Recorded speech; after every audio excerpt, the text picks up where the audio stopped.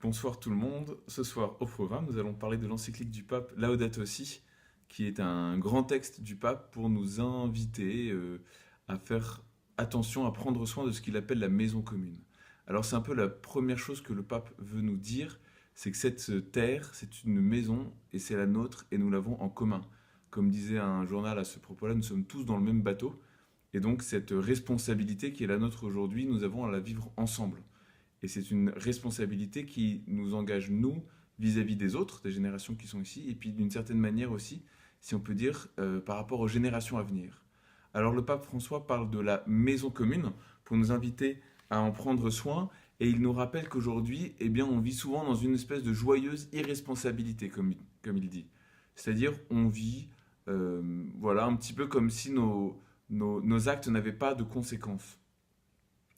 Et on ne se rend pas compte de l'impact de notre mode de vie sur notre environnement et on ne se rend pas compte que notre manière de vivre n'est pas une manière durable.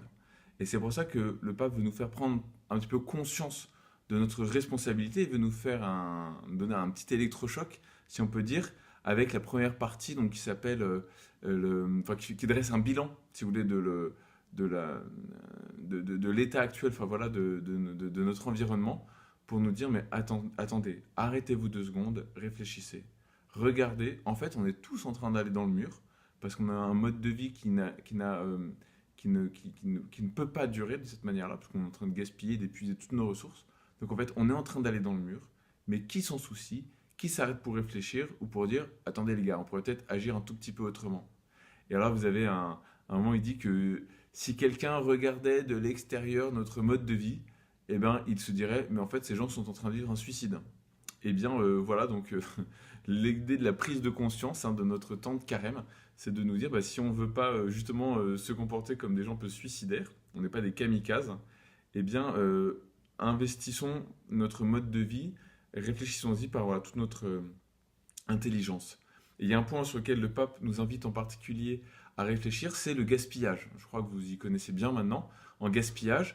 Et alors le pape mentionne particulièrement le gaspillage de l'eau, dans plein d'endroits, et il mentionne aussi le gaspillage lié à la pêche, de manière assez précise, en disant, enfin en rappelant que bah, il y a une forme de pêche qui fait qu'on va pêcher plein de poissons, on prend ceux qui nous intéressent, on jette les autres. Et donc en fait, on n'est pas du tout dans une attention aux choses. Voilà. Et il dit, alors ces chiffres, c'est un tiers de notre consommation aujourd'hui et de notre alimentation est gaspillée. Merci. Je crois que vous êtes maintenant des spécialistes du livre de Job, en particulier du chapitre 38. Ça se situe dans le grand discours de Dieu qui reprend Job. Et Dieu veut faire saisir à Job combien il est petit dans cette création et combien c'est le Seigneur lui qui connaît les choses et qui a la maîtrise du monde. Et en fait, le but de cette révélation, c'est de faire grandir en Job un regard contemplatif sur le monde qui l'entoure. Et ça, c'est le désir profond du pape François dans son chapitre sur l'évangile de la création, de nous permettre de changer notre regard sur le monde pour avoir un regard contemplatif, être enfin capable de nous émerveiller. Alors comme dit Dieu à Job, est-ce que tu étais là quand? Est-ce que c'est toi qui as vu? Est-ce que tu as déjà vu les portes de la mort? Est-ce que tu as vu les grêles que je réserve? Est-ce que tu m'as accompagné à tel endroit? Évidemment, Job n'a rien vu de tout ça. Parce qu'il n'y a que Dieu qui connaît le monde. Et donc, ça signifie que le monde me dépasse et que je ne peux pas enfin, voilà, l'enfermer, entre guillemets, et au contraire, je dois convertir mon regard sur le monde. Alors, le grand désir du pape François, c'est ça, c'est de nous aider à avoir un regard différent, notamment de repartir de ce qu'il appelle les 3 relations fondamentales de l'homme. On les voit très bien en fait dans le livre de la Genèse, les 3 relations fondamentales de l'homme. C'est la relation aux autres. Donc on voit par exemple Caïn et Abel, combien le péché il conduit immédiatement à une rupture dans les relations humaines. Une autre relation fondamentale de l'homme, c'est la relation avec Dieu, parce qu'il y a une distance entre l'homme et Dieu à partir du moment où l'homme a péché. Et puis la troisième relation fondamentale, c'est la relation à la terre. Et c'est pour ça que la suite du péché originel, c'est la conséquence du péché originel, c'est que l'homme travaille dans la douleur et dans la peine. Voilà. Et donc c'est intéressant parce que le temps du carême, c'est précisément le moment où je suis appelé à me réapproprier ces 3 relations fondamentales, à la terre, aux autres et à Dieu, pour m'y convertir, voilà, pour y vivre un vrai temps de conversion. Et donc nous, on s'intéresse plus particulièrement à la relation à la terre et en prenant conscience, en fait, que la terre elle aussi, a une finalité spirituelle, si on peut dire. Elle n'est pas appelée à la vie éternelle, c'est-à-dire dans une relation avec Dieu au sens où nous le sommes, mais Dieu est le terme de toute la création. Dieu est le principe de toute la création, il en est donc le terme. Et donc, autant on peut dire que le monde est fait pour l'homme, pour son usage, en usage rationnel, etc. Mais autant il faut dire aussi que le but ultime définitif de la création, c'est d'être revêtu de devenir la création nouvelle, d'être transfiguré en Dieu, parce que le but de la création, c'est de manifester la gloire de Dieu. Les pierres, les étoiles, les arbres, les feuilles, tout le monde crie et chante la gloire de Dieu. Et le but de l'homme, eh bien, c'est de développer ce regard pour faire grandir la création, pour que la création elle-même, eh bien, en quelque sorte, puisse accomplir sa vocation spirituelle.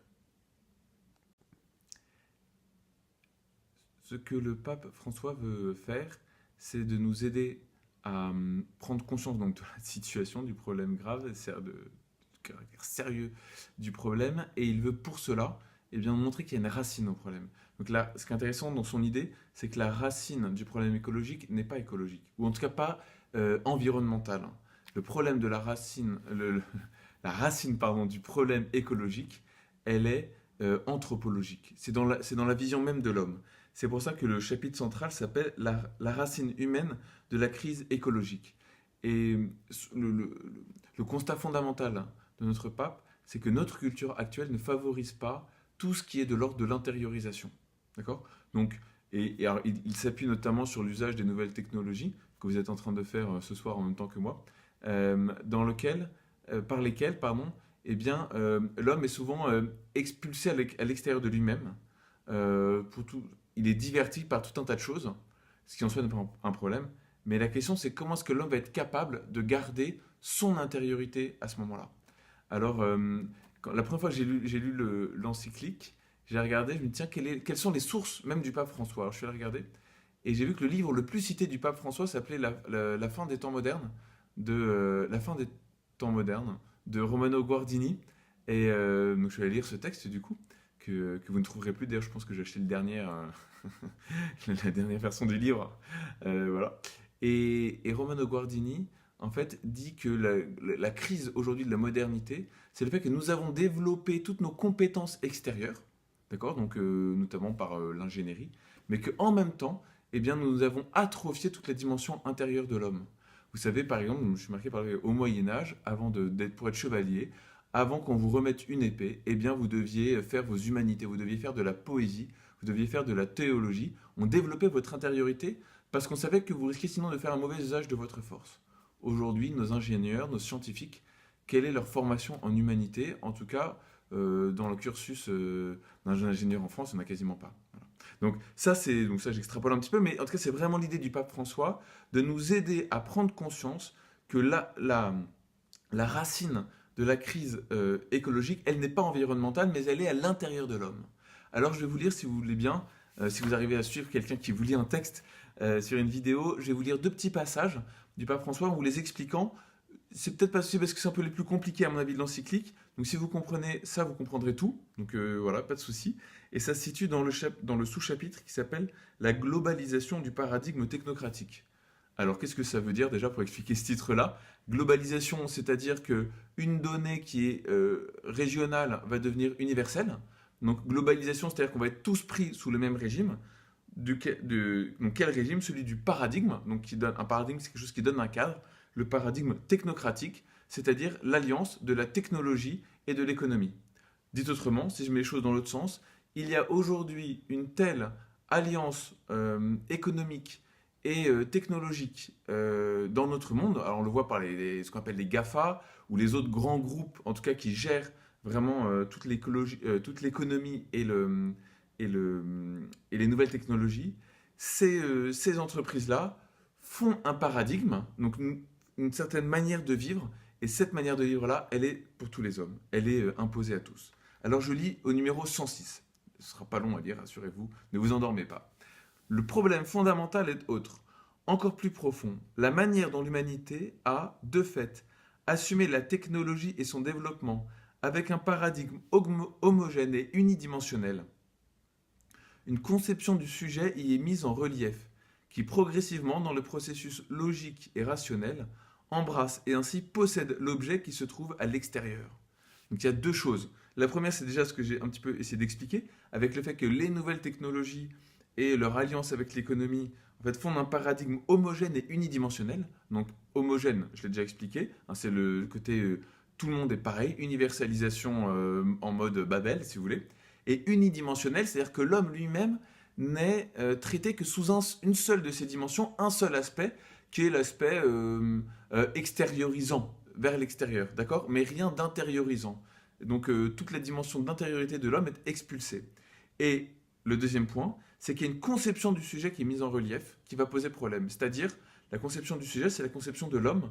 L'homme y est vu d'une certaine manière qu'il a tous les droits, si vous voulez, sur le monde qui l'entoure. Et donc tout ce qui entoure l'homme va devenir objet pour la libre volonté de l'homme. Et donc l'homme va pouvoir exploiter, faire ce qu'il veut de tout ce qu'il veut. Donc je poursuis une phrase encore. Ce sujet se déploie, donc l'homme, dans l'élaboration de la méthode scientifique avec son expérimentation. On voit l'expérimentation moderne en sciences, qui est déjà explicitement une technique de possession, de domination, de transformation. Et donc tout le rapport que nous avons à la création à partir de ce paradigme donc des sciences modernes, c'est un paradigme de possession, donc tout m'appartient, de domination, c'est-à-dire je suis le maître absolu et je fais ce que je veux, de transformation, je transforme tout pour mon propre bien. Et donc je suis le maître absolu, je suis le roi de la terre. Deuxième petit paragraphe, il n'est pas permis de penser qu'il est possible de défendre un autre paradigme culturel. Donc là le pape dit, attention, on n'est pas loin d'une forme de dictature culturelle. Et donc il n'est pas permis, il est en train de dire, regardez le monde dans lequel on vit, voilà comment il nous propose de vivre. Et il n'est pas donc permis de se servir de la technique comme d'un pur instrument, parce qu'aujourd'hui le paradigme technocratique est devenu tellement dominant qu'il est très difficile de faire abstraction de ses ressources. Et il est encore plus difficile de les utiliser sans être dominé par leur logique. Ce que le pape nous propose dans la suite, c'est de faire une véritable révolution culturelle, c'est-à-dire dire, je ne suis pas obligé de vivre tel que le monde me l'impose, c'est-à-dire que le monde m'impose un certain cadre, mais moi, j'ai toute la liberté pour réfléchir et me dire, mais comment est-ce que je veux vivre? Et à partir de là, inventer, par la lumière de l'évangile, la prière de l'Esprit Saint, la sagesse de l'Église, un nouvel art de vivre. Ok, vous êtes toujours là. Alors, l'étape d'après, du coup, pour le pape, c'est de nous aider à rentrer dans ce qu'il appelle l'écologie intégrale. De nous faire comprendre que l'écologie n'est pas qu'une question environnementale, mais qu'elle est aussi économique et sociale. Et son idée, principalement, on peut dire là-dedans, c'est de considérer que tout est lié. Donc ça, c'est la phrase que vous trouvez partout, je ne sais pas combien de fois elle est citée en tête. Hein. Tout est lié et tout est agencé, toutes les choses sont agencées les unes avec les autres. Et donc, on ne peut pas s'intéresser à l'écologie sans s'intéresser environnementale, je veux dire, sans s'intéresser en même temps à l'homme, à son intériorité, à ce qu'il est. Et donc, la défense des plus faibles, prendre soin des personnes dans la rue, etc. Tout ça, c'est de l'ordre de l'écologie. Pourquoi? Parce qu'il y a dans l'idée du pape un constat très simple, c'est que nous vivons dans une culture de déchets. Nous vivons dans une culture de déchets, c'est-à-dire que c'était consumériste, je prends, je consomme, je jette. Et ce que nous vivons avec les objets de consommation habituels, nous l'avons imposé comme mode de vie également pour les hommes. Nous nous consommons les uns les autres, et quand nous n'avons plus besoin les uns des autres, nous nous jetons. Et le pape François avait dit ça en France, il est venu une fois en France, ne l'oublions pas, à Strasbourg. Il avait fait un grand discours là-dessus en insistant sur le fait qu'il faut absolument sortir d'une pensée du déchet, d'une culture du déchet, et en disant, bah voilà, regardez comment est-ce qu'on traite les humains de telle et telle manière. Il nous avait particulièrement invités à être soucieux déjà, hein, c'était en 2015 je crois, à être soucieux des migrants, et à ne pas nous considérer, bah voilà, ils sont pris, ils sont dans la mer, c'est pas grave, etc. Non, il y a quelque chose de plus profond que ça, et l'homme doit donc avoir cette perspective intégrale, et ce que le pape veut faire, c'est de réunifier les choses, c'est-à-dire de ne pas dire il y a des gens qui s'intéressent aux hommes, au bien-être humain, et d'autres qui s'intéressent aux petits oiseaux et à la nature. Non, le pape François nous dit tant qu'on est soit dans l'un, soit dans l'autre, on n'est pas encore vraiment dans l'écologie. L'écologie, en tant qu'elle est intégrale, elle unit les deux. Dernier chapitre de l'encyclique, c'est le chapitre qui s'appelle Pour une spiritualité de l'écologie. Ce que l'idée, si vous voulez, c'est une espèce de conclusion, de grande conclusion dans laquelle le pape nous dit puisque le monde a été créé par Dieu, compte tenu de tout ce que je vous ai dit, eh bien, il faut comprendre qu'il y a dans notre relation à la création, à la nature, une spiritualité, c'est-à-dire une relation à Dieu. Et à travers ça, elle veut nous rappeler que Dieu se donne à nous à travers la création. Alors à un moment, il a des phrases incroyables. Il dit par exemple, il y a une mystique dans une feuille d'arbre, dans une goutte d'eau de rosée. Enfin, il y a une mystique, c'est-à-dire pour l'homme chrétien qui sait regarder la création en communion avec Dieu, guidé par l'Esprit Saint, il est capable d'y découvrir la présence de Dieu. Alors après, il a une phrase à la pape François, tout est caresse de Dieu. Voilà, pour dire, mais en fait, Dieu nous dit sa tendresse, il nous dit son amour, son affection à travers toute la création, à travers toutes les choses de la terre.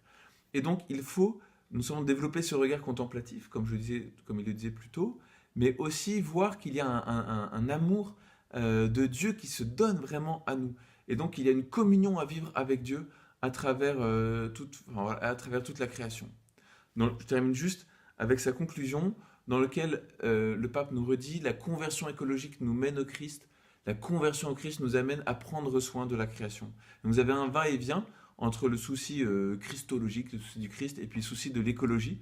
L'un et l'autre se nourrissent mutuellement.